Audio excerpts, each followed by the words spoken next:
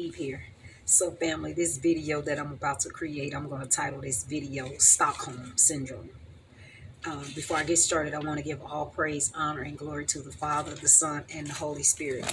And family, so like I said, I wanna title this video Stockholm Syndrome. Let me give you guys the meaning of Stockholm Syndrome.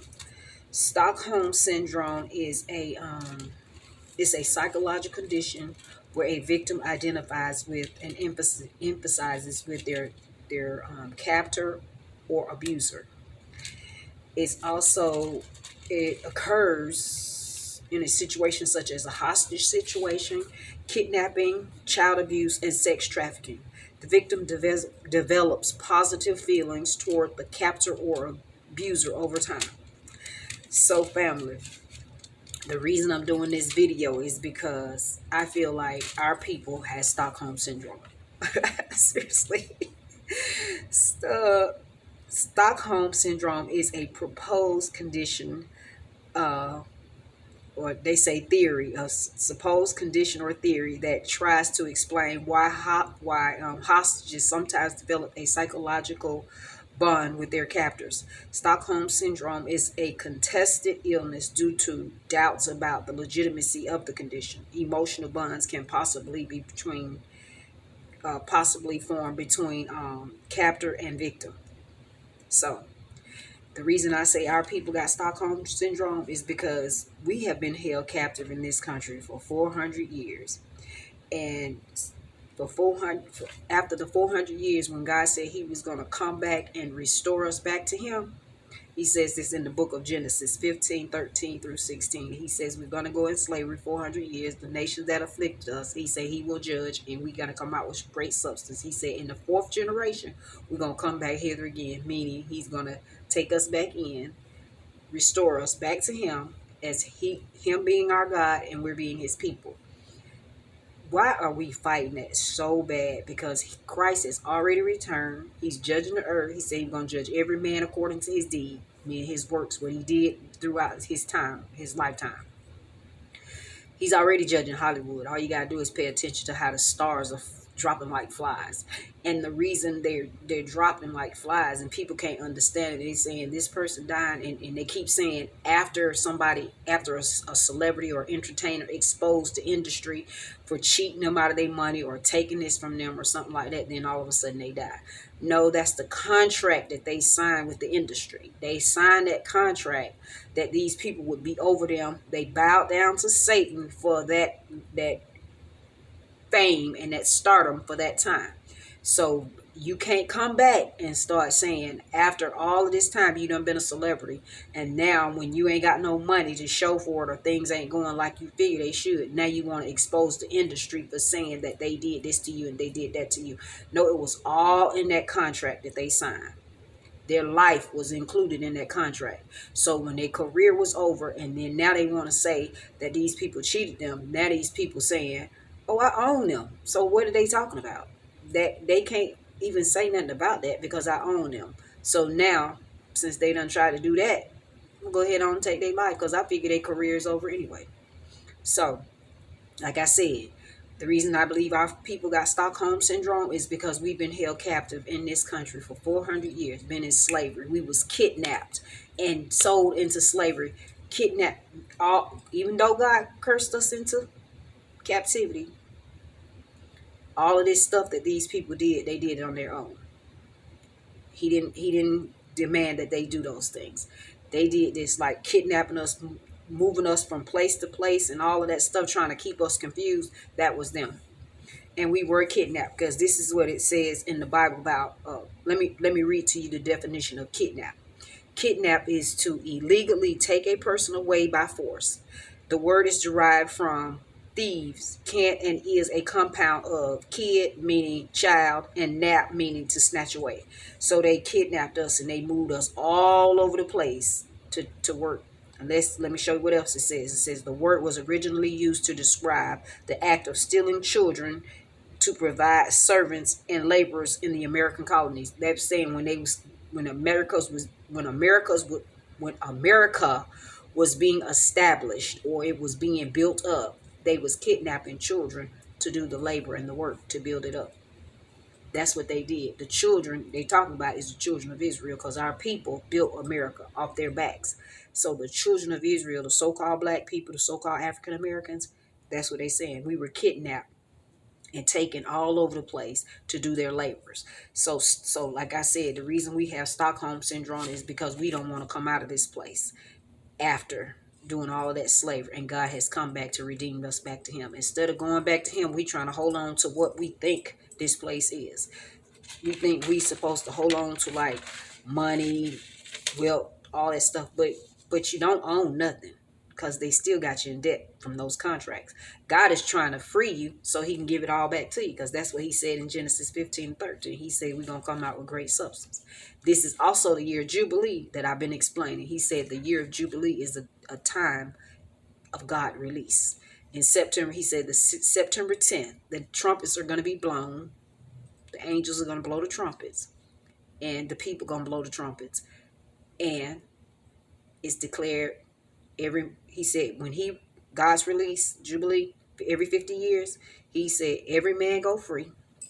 Slaves, indentured servants, prisoners, all their debt is cleared, and they get returned to their lands that they once owned, that was probably taken from them when they went into bondage, which we know happened here. So he's trying to free us, but we won't let go. So this is what he says in the book of Revelations 18:1-10. And it says, and after these things, I saw another angel come down from heaven, having great power, and the earth was lightened with his glory. 2 says, and he cried mightily with a strong voice, saying, Babylon the great is fallen, and is become the habitation of devils, and the hole of every foul spirit, and a cage of every unclean and harmful or hateful bird. All of the nations have drunk of the wine of the wrath of her fornication, and the kings of the earth have committed fornication with her, and the merchants of the earth are waxed rich through the abundance of her delicacy. When he said it has become a habitation of the devils, and the hole of every foul spirit, and the cage of every unclean, hateful bird, he's saying the vultures, ravenous birds like vultures, birds they are hateful birds, and they are very unclean, because all they eat is the dead carcasses, like the body of the dead. And it says, for all the nations have drunk of the fornication of the wrath, have drank of the wine of the wrath of her fornication, and the kings of the earth have committed fornication with her, and the merchants of the earth are waxed rich through the abundance of her delicacy. That's saying that they all have taken part. It's saying they all have taken part in her blood, the shedding of her blood. See, it says they have drank of the wine, meaning they all have drunk of her blood.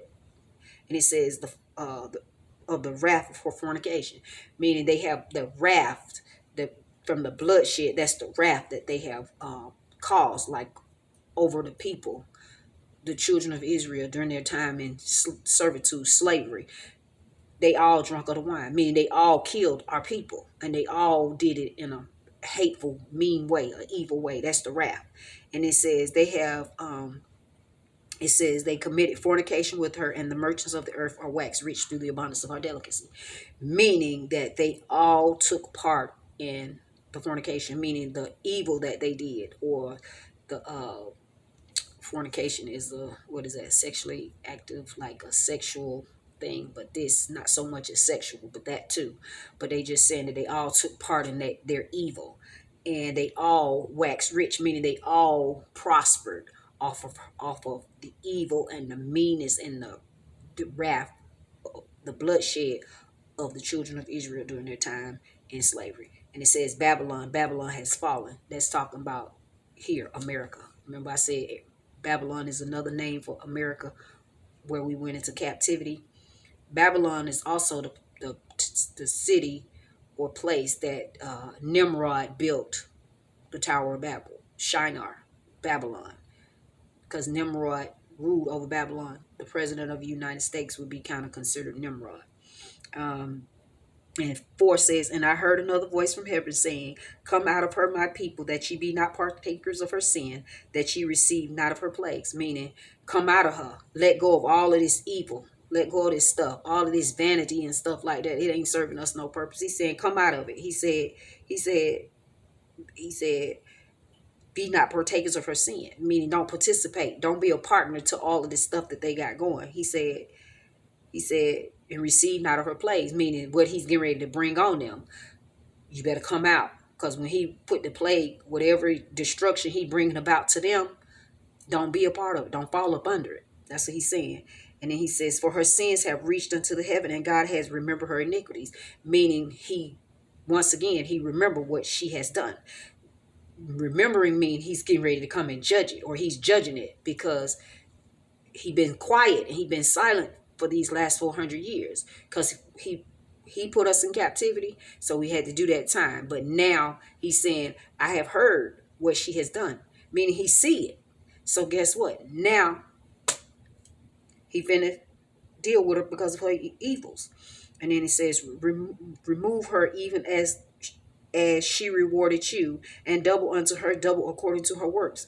In the cup which she hath filled, fill it to her double. Mean, do to her what she did to you. Let go of this so that I can judge them, so I can judge them for what the evils that they did to you. I'm going to do it to them, and I'm going to double it, is what he's saying. And he says, how much she hath glorified herself and lived deliciously, so much torment and sorrow give her.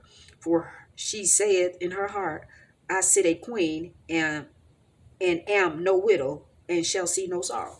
Meaning they put themselves over all, they gave themselves power, and they determined how they was going to deal with people.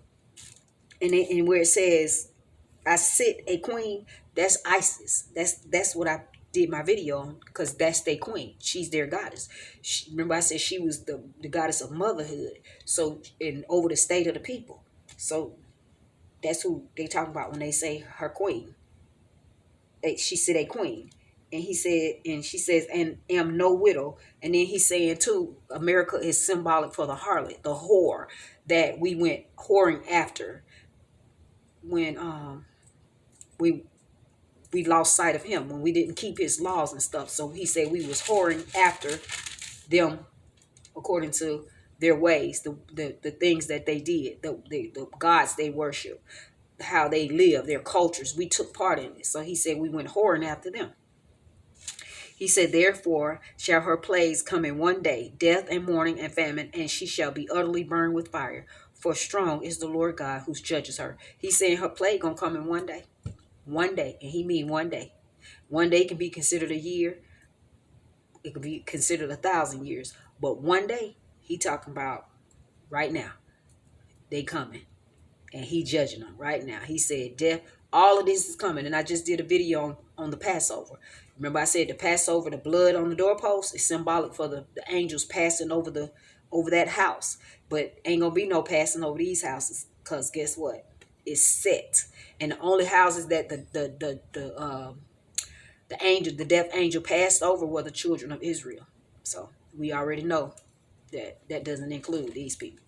And 9 said, and the kings of the earth who committed fornication and lived deliciously with her shall bewail her and lament for her when they shall see the smoke of her burning. Meaning when he destroyed his place, and they see it, and they gonna look at it, and they ain't gonna believe it, because it's gonna be up in flames, because he gonna destroy it with fire and brimstone. So it's gonna be in flame, and they gonna be sitting there mourning, because they gonna understand and realize how they lived deliciously, all the money that they made off of this place, how they gonna be like, oh my God, they can't believe it's burning, like, but because it was so good, this country was so good to them. But it wasn't for us. And then it says, standing afar off for the fear of her torment, saying, alas, alas, that great city Babylon, that mighty city, for in 1 hour is thy judgment come. He's saying it's gonna come. And when it comes, they ain't gonna believe it. Because they done wax rich. They done live so deliciously. And now all of that is getting ready to be cut off. So yeah. So I wanted to read to you guys. It says to be free. Like I was saying, we got Stockholm Syndrome, and I don't understand why we won't let this place go. And it says, God told us in the Bible, and I read it to you guys from the book of Revelations, because he is destroying, and he said he would do this in the end of Babylon, Egypt, Sodom, and America. So Stockholm is a place in England, and I told you the ones that has ruled over us is the Gentiles. And all of those places over there, the Isles of the Gentiles. Name all of those regions that the Gentile owned or dwelled in. And Stockholm is the name of one of them. And it's a place in Sweden. So that's saying, like I told you, I said anytime Esau destroy somebody or take or conquer their lands, he named it after himself. So he named Stockholm Syndrome is what we have had as a people, because we won't let this place go. We sympathize for our captors. In Stockholm, the capital of Sweden, a seaport on the eastern coast, on the mainland, and a numerous of adjacent islands. So, like I said, the Isles of the Gentiles. There it is, right? That's Stockholm. So we have Stockholm Syndrome. Stockholm is these people, and we have syndrome because they're our captors, and we feel sympathetic to them. It's crazy. It is crazy. But, and the way that you know that is because we won't let this place go. We won't turn back to our God. We still holding on to theirs. So, family, with that being said, I just want you guys to understand what God is doing right now, and you might want to let these people go. All right. So, with that being said, I thank you guys for watching my video, and I'll see you on the next one.